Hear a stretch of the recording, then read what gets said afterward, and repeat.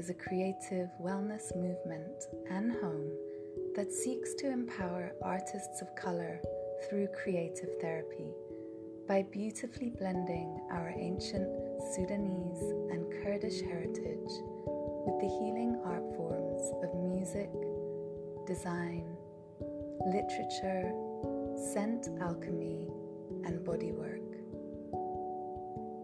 Along with being women of color, alchemists, and wellness practitioners, we are artists. In combining our spiritual and wellness experience with our artistry, we are able to hold space, empower, and support other artists in creative, inspiring, and impactful ways. Welcome to Haramesque.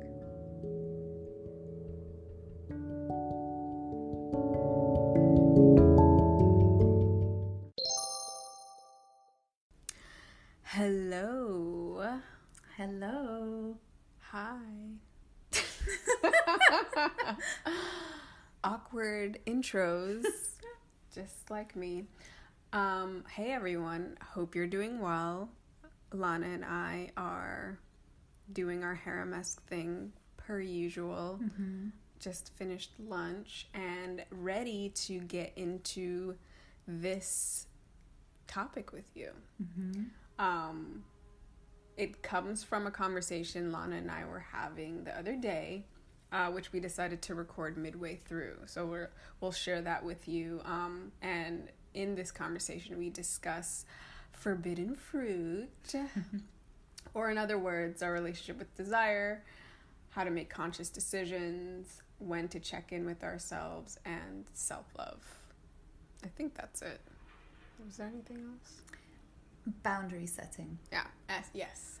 And boundary setting, very important. Apologies in advance for the sound quality. It's not the greatest because it was just one of our daily rambles and we were not sure whether or not we were going to post this. But we decided that, there's some good stuff in there. So yeah, without further ado, we present to you forbidden fruit.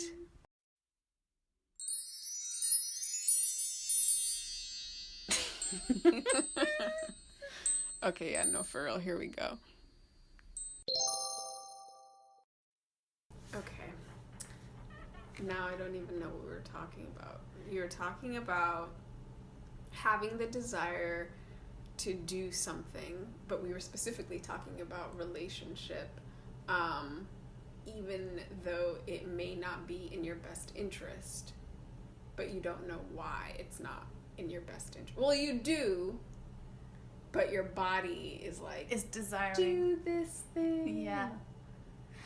And I was talking about some videos that I've been watching on relationship and how fundamentally we see ourselves as kind of separate beings to each other, and we really crave connection and intimacy to kind of, come back into that oneness. And so whether that's our body, that desire and our bodies really wanting that comes from that kind of really just like primal, it's not even primal, it's just that need for connection and intimacy. And especially the more we live in these industrialized nations, the more kind of disconnected from each other we are, because we're all sort of becoming more. So like, is the desire actually good for us because it's like knows it needs that connection and therefore that it seeks that out?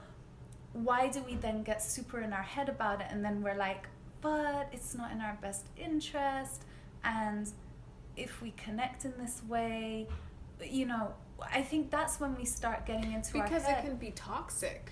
Right. It doesn't always serve you, not every experience serves you. Like this has nothing to do with relationships, but one day I was craving all this sugar and I, on Postmates, ordered crack pie from Milk Bar, and like their birthday cake ice cream and like all these things, and I was like, Yeah. oh my god, and I felt like shit the next day. Like, Yeah. I mean, you were talking specifically about connection, but like, I it's know, the same. connection to sugar. It's the same though. No, for real though, it's the same. It's like you call that guy that you know is a fuck boy.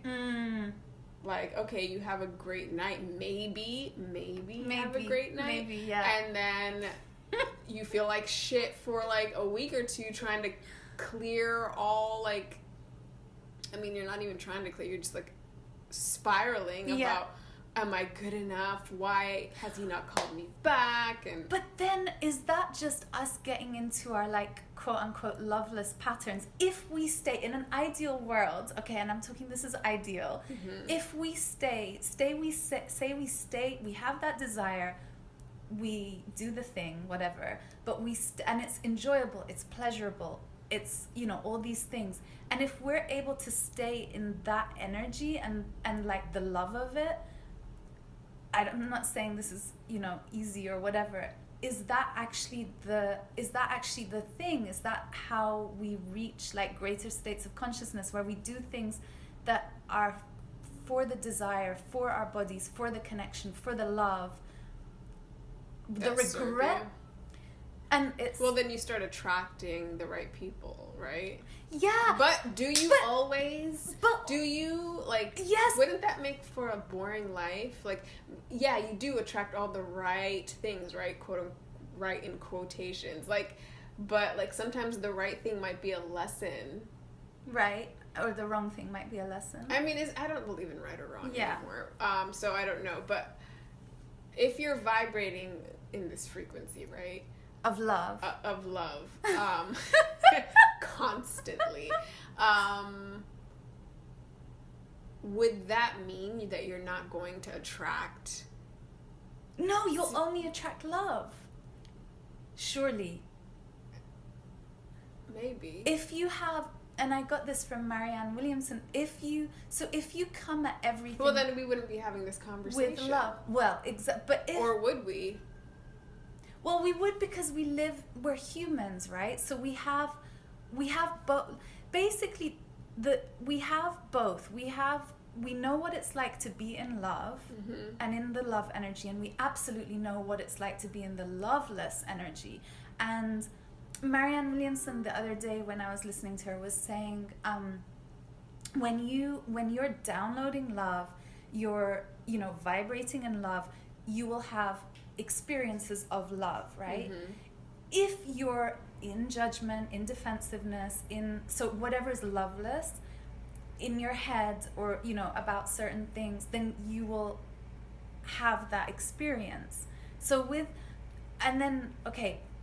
with coming back to it, so it's coming back to the question, if we desire something that our bodies really want, but we also know maybe might not be good for us, is that deep intuition? Is it? It could be, it's like the sugar addiction. There's a difference between your body craving what it needs and having an addiction that you need to directly deal with. Yeah. And so we were talking about shadow, right? What did we say? Or what did I say? Oh, no, the wound. Like it coming from a wound. And like what specifically? I don't know what you asked. Because I said I was speaking about something like a personal experience. Yes, and then I was like, I think it's like this is a wound that I'm like dealing with, and then you said something. Oh, I said, does it come? So yeah, does it come from a wound, or does it come from that just kind of need for connection, which is also a wound that we. But I have so much amazing connection in my life right now, and I have an amazing connection with myself. Oh my God, I don't know if you guys can hear the air. The air, hopefully. Well, if you can and you can't hear our voices, we'll be redoing this. But sorry if it sounds loud. They might not even be able to hear anything. But yeah, no, I have amazing people in my life. This is the first time in my life ever that every single person in my life, in my circle, is like family and I trust them and I feel really good.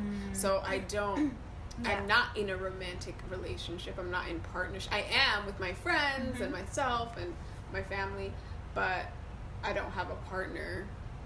Do I want that? Yeah. Am I like super obsessed about finding it in this no, I'm letting it like flow. But there are people in your life that you desire now and again. And I'm like, but I don't want to be with them. Yes, exactly. You know, and I think that's the thing. It's like, okay, I don't really want to have a casual situationship. Yeah. I've been there, done that. It was fun. It served a purpose. Right now in my life, I don't really want that. I spend most of my life doing this. Yeah. And I love that. This is like, amazing. It is partnership. It is partnership. You're my partner. Harem-esque. But, I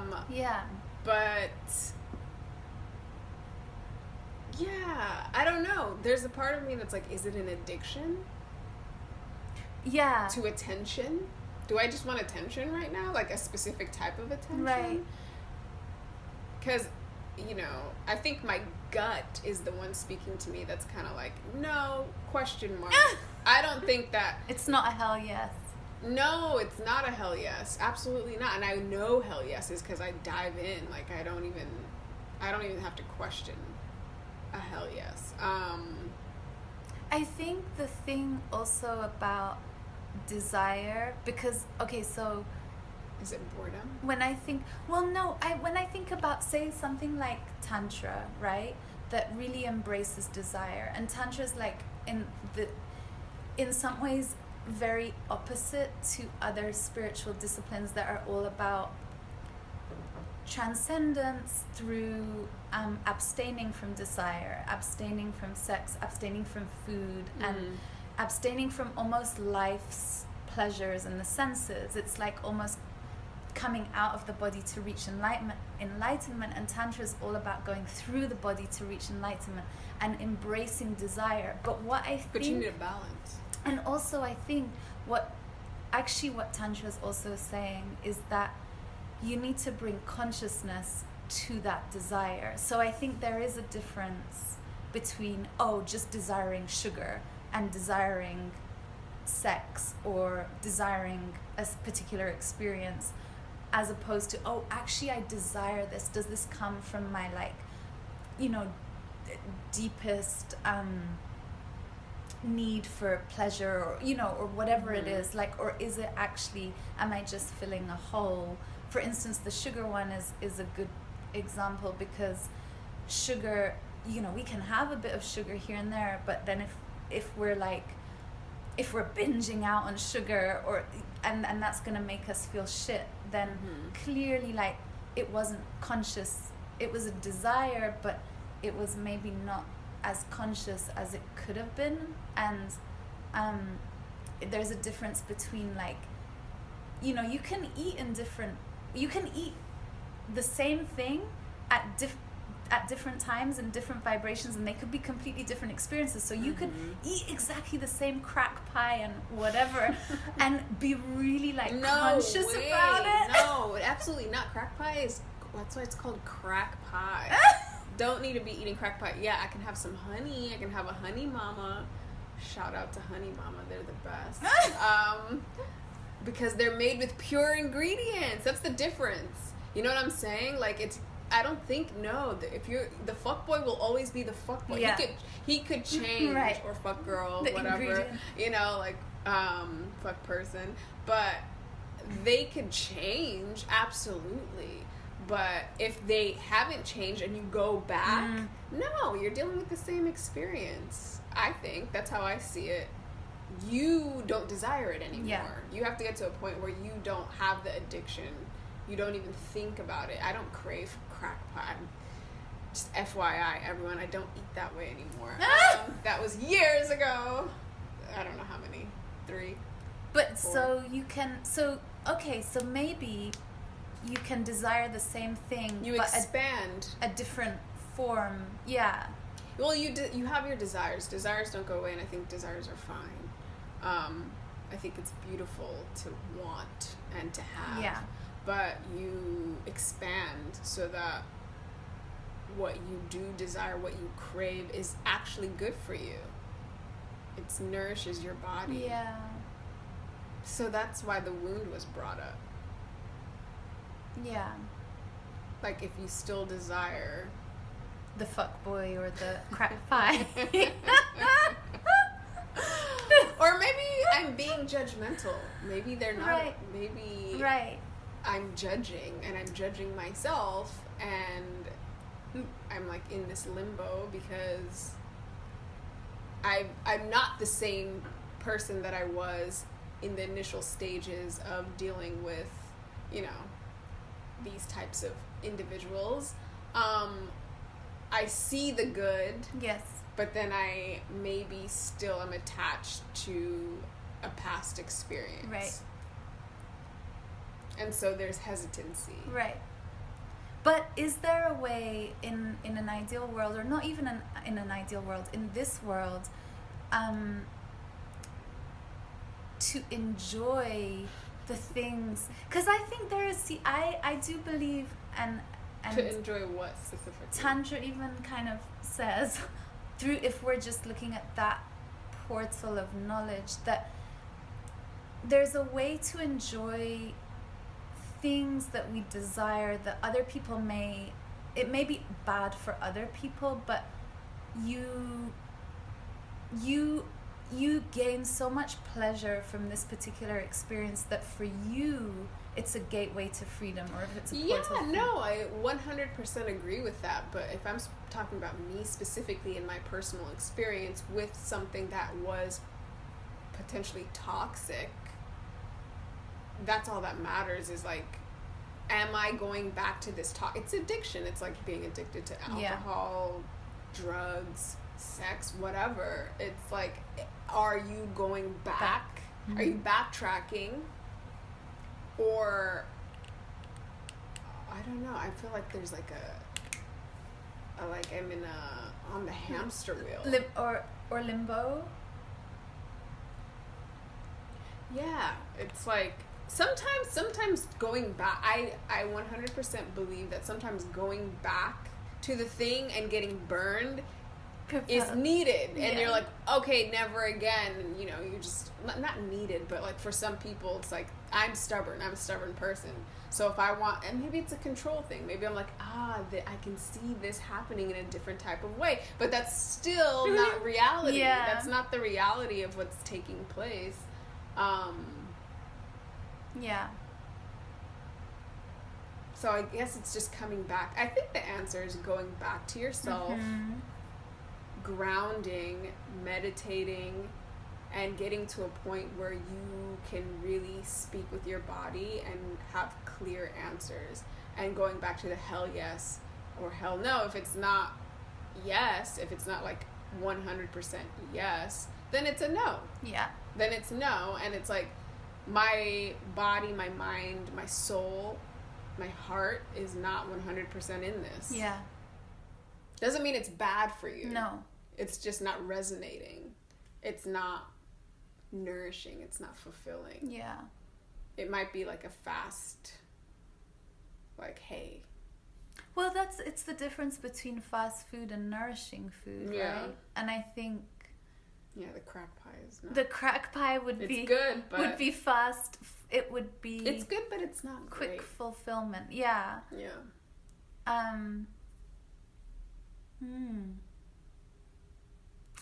Interesting. I think I answered my question.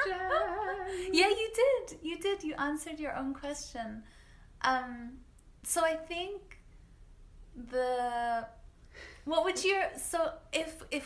if we come up with like an exercise that people can do if they have a choice before them and they're like, oh, I really desire that choice, but my gut or my head or my heart has a little question mark, so it's not exactly like a hell yes.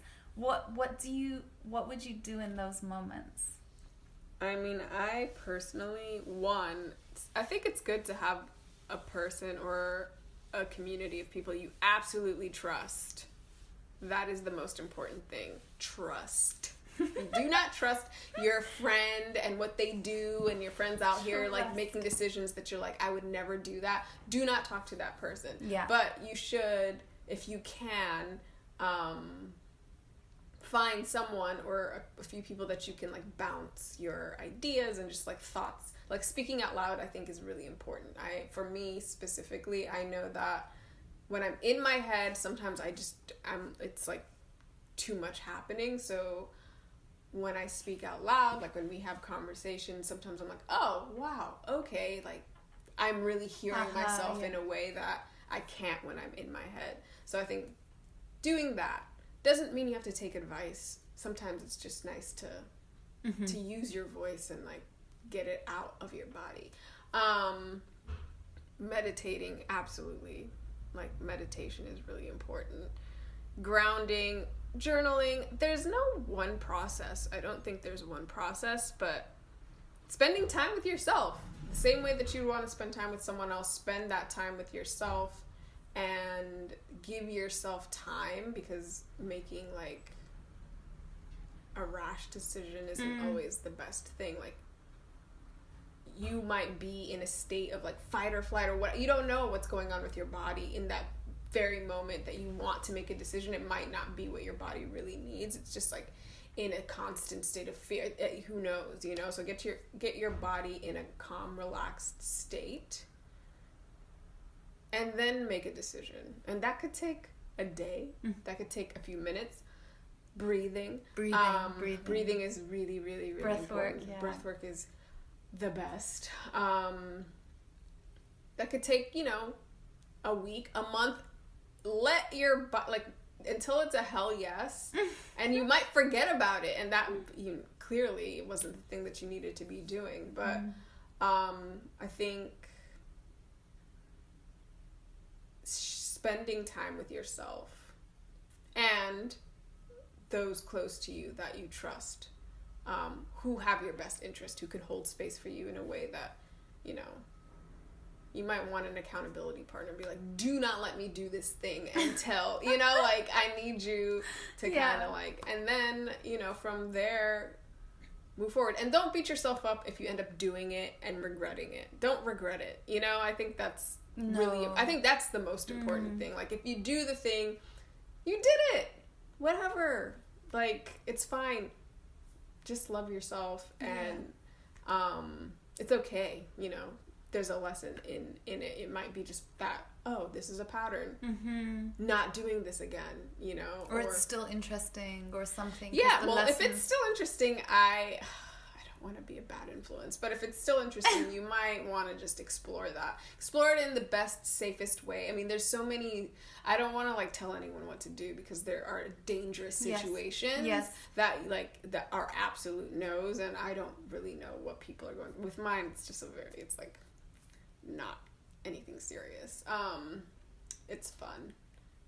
And you reminded me, I think you just want to make sure that the soul lesson is complete, because you don't want to repeat it in another situation, right? Yeah. So it's like whatever this... Well, how do you know it's complete? That's a really good question. That's a really, really good question, because I think it comes back to checking in with yourself. Because you know in your deeper knowing... Do you? When something's still interesting. You do know when something's still interesting. Sometimes it may not be a hell yes, but if you ask the question, is this still interesting? That may be a hell yes. And, no, not really. Even if it's, sometimes I think it depends. I think that, again, is such a self-inquiry exercise where you have to... What if you're right in the middle of the situation and you have to make a decision? No. If you're in the middle, it's a no, even if it's still interesting. Yeah, if it's not hell yes, it's a no. I think if it's still interesting, maybe there's still some work to do around that situation. Set boundaries. But it doesn't mean you have to do the work with the person. But it could also be that you set boundaries with the person or the experience. So it's like, I'm still finding this experience or this person interesting. It's not a hell yes.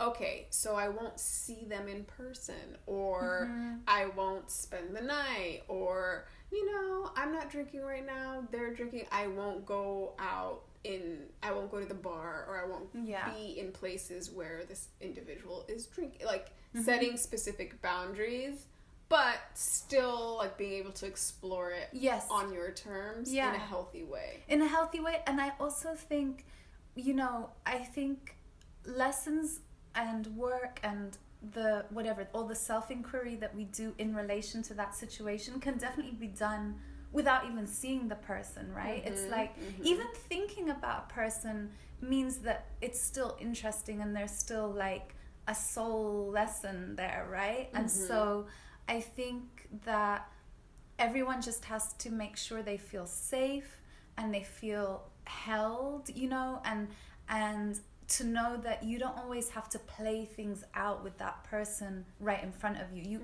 You can do the work with yourself, and I think it's really important to get to a point, because so many people I speak to are like, I don't want to do things with myself, like they like think it's weird to do, and I'm like, you really, like, if you really really truly want to get to a point where you can't love yourself without spending time with yourself, you know what I mean? It's like, so many people are talking about self-love, but they don't spend time with themselves. Like, it's okay to be social. We like being social. Like, it's amazing. Like, human connection is necessary. Yeah. But have that connection with yourself first, and start off by, I don't know, 5-minute meditation or something. If that's challenging for someone, if you're triggered by spending time with yourself, that means you really need to spend time with yourself. That's like a clear sign that you actually need to spend some time alone and figure out why you are repelled by, or afraid of being like, that's where you need to start. That's where we all need to start, and that's how you're gonna make amazing decisions, and not be like me sometimes, where I spend a lot of time alone. And there's the reverse. Don't spend too much time alone. I definitely can hermit and just like disappear on people quick. And it doesn't always feel good. It feels safe, and it's not. Like, it's really not. It's like me going back into my shell. Is like, I mean, balance. I mean, everything in moderation. I think humans need other humans to understand where they're at, I think for me, my experience of hermiting is I'll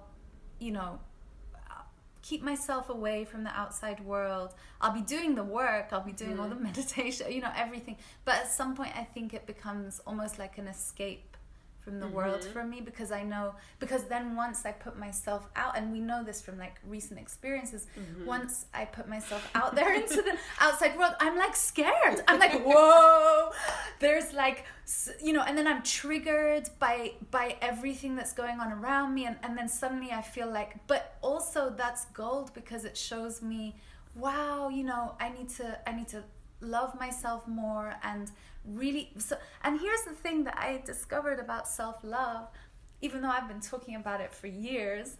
It's funny how sometimes you have like kind of real breakthroughs even after years of like talking about something and doing something. Self-love, I did not realize. So it was really easy for me to love myself when I feel good, or when I like think I look good one day or something, or like, I'm like, oh yeah, I love myself. That, of course I love myself. But loving yourself through actually the dark times, and maybe the times you feel the worst, pretty shit. Being like, I'm amazing. Exactly. And I didn't realize that, like, actually that's where, and I didn't realize that self-love, and maybe I realized it deep down, but I didn't, it's a muscle. It's like going, when you go to the gym and you're like out of shape and it's like really tight. It's the same with self-love. It's like, it can be of course it can be challenging if you haven't been like practicing that muscle. Right. And I think that happened to me recently, where it's like you can fall off the spiritual bandwagon, which, you know, I do, and then it's like you get into these old patterns, and I think, and then it's like, then you're challenged in the world, and it's in those spaces that I realize, oh, that's when I really need to like love yourself the most, cuddle myself and love myself the most. Yeah. And I realize that's where the muscle actually really gets strengthened, and it is a practice, and I think it's a practice. Yeah, I say that the work, self-work, whatever you want to call it, is when you're doing it on your own, that's rehearsal. Yeah. And you need to rehearse. Jimi Hendrix didn't just come on stage as Jimi Hendrix. He rehearsed probably all day, every fucking day. And so, you know, people go out and they're in public and they're on stage and they're like, why am I not the best? Why am I not my greatest self? Well, you're always your greatest self, but you need to rehearse. Like, you know, like when you're like, why do I keep doing this? Why do I keep falling into these patterns? I'm speaking to myself right now. Like, let's just be We're real. both like, speaking to ourselves.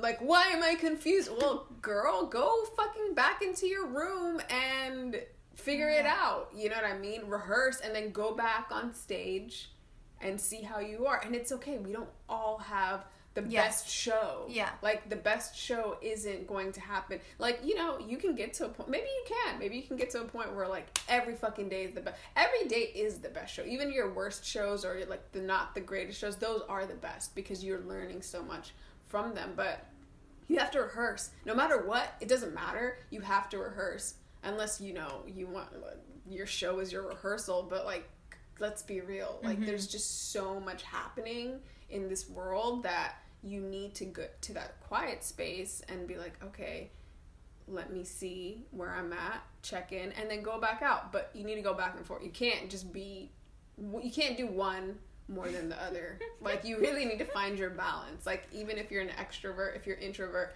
find your balance. Otherwise, you're going to have a breakdown. You're like, it doesn't work. You're going to be tired and, like, you know, drinking and smoking, like, that's all a band-aid.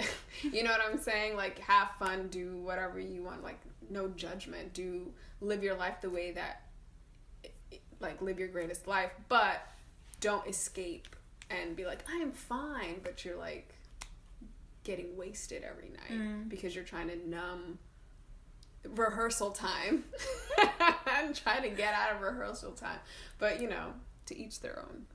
And I think always it's, you know, when you're in Showtime mode, I think this is what I've also very recently learned is, like, sometimes I'll like self-reflect and I'll just be like, cringe, I did that, I said that, and I think what I'm practicing is, it's okay. Yeah, I did say that, and I did great. Like, I'm actually like, saying or just laugh. I did great. You can also laugh about it. Like, haha, what the fuck? Like, I have so many what the fuck Azza moments. Like, but you did great. You did great. And I think it's like just keeping it moving. And also, like, even let's say you don't feel like you did great. Cool. Now I know learn. that I don't want to do that again. But I'm fine and I'm great. I'm always great. But, like, I'm just not going to do that again. Yeah. And then it makes for a funny story and then you keep it moving. Yeah.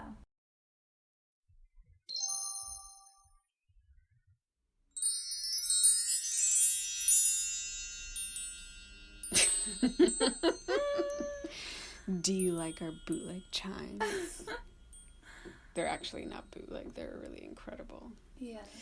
Apologies for the abrupt ending. As we mentioned before, this was randomly recorded, so our editing and transitions are not spot on today, but that's okay. They're perfectly imperfect just for you. We hope you enjoyed the conversation. We love podcasting with and for you. We'd love to hear from you. Oh, we'd absolutely love to hear from you. If you have any comments, any stories you'd like to share with us, any advice you may have for us. We would absolutely love to hear from you. Please write to us.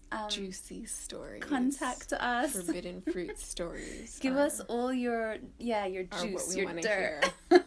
Yeah. We love those. Yeah. Yes, and we hope to harem-esque with, we will harem-esque with you soon. Have a lovely day, morning, night, evening, whatever time it is, wherever you are.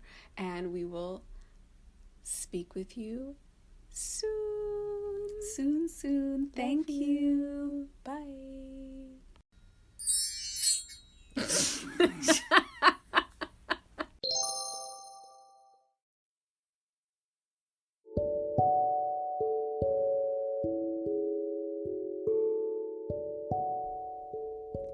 Before we close, we just want to make it very clear that our harem-esque podcast and films are an artistic form of expression.